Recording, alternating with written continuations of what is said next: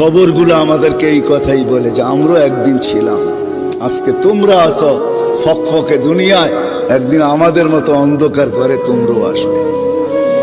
কবির কথাই সত্য, মিলে খাক মে আহলে শাহ कैसे कैसे, জমি খা গই নওজোয়ান कैसे कैसे। কত বাদশাহী তো মাটির নিচে শেষ হয়ে গেল, কত জমিনই তো কত যুবককে অস্তিত্বহীন করে দিল। এটাই সত্য। আজল নে না ছোড়া কেসরা না দারা, মৌত আজ পর্যন্ত কাউকে ছাড়ে নাই। মৌতকে ফাঁকি দেওয়া যায় না, ওভারটেক করা যায় না। কোরআন এটাই বুঝায় ইউদরিকাল মৌত, মৌত তোমাকে ধরবেই ধরবে।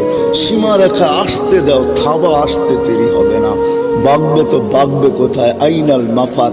কোরআন বুঝাইতেছে তুমি কোথায় ভাগবে, তো আল্লাহ আবার বুঝাইতেছে যেখানেই ভাগবে। বেলাল রাদিয়াল্লাহু আনহুর কথা, তাকে কিভাবে পিটানো হয়েছে আপনারা সবাই কম বেশি জানেন। আরবের জাস্ট গরমে যদি একটু ওমরা করেন তাহলেই বুঝতে পারবেন যে গরমটা কেমন হতে পারে। কয়েকদিন আমাদেরকে রাস্তায় নামাজ পড়তে হয়েছে, এত ভিড় ছিল, ওখানে সেজদা দেওয়ার মতো কোনো পরিবেশ থাকে না। এত এত মানে গরম, ওখানে দাঁড়িয়ে থাকলে আপনার পায়ে মনে ফোসকা পড়বে। ওখানে একটা মানুষকে সারাদিন শুইয়ে রাখা হলে উত্তপ্ত বালুর মধ্যে, উপরে যদি পাথর চাপা দেওয়া হয়, আর সে তখনও বলতে থাকছে আহাদুন আহাদ, আল্লাহ এক, আল্লাহ এক, তাহলে তার ইমানের জাজবা চিন্তা করুন। এই জীবন মহাকাব্য রচনা করেছে। এই জন্য বেলাল রাদিয়াল্লাহু আনহু সেই ব্যক্তি যিনি মক্কা বিজয়ের পরে কাবা ঘরের ছাদে উঠে আযান দিয়েছেন। চিন্তা করা যায়, তিনি সেই ব্যক্তি যার কথা নবী সাল্লাল্লাহু আলাইহি ওয়াসাল্লাম যখন আলোচনা করতেন তখন বলতেন যে বেলাল, যখনই আল্লাহ আমাকে জান্নাত দেখান তখন তোমার পায়ের আওয়াজ আমি আগে আগে শুনতে পারি।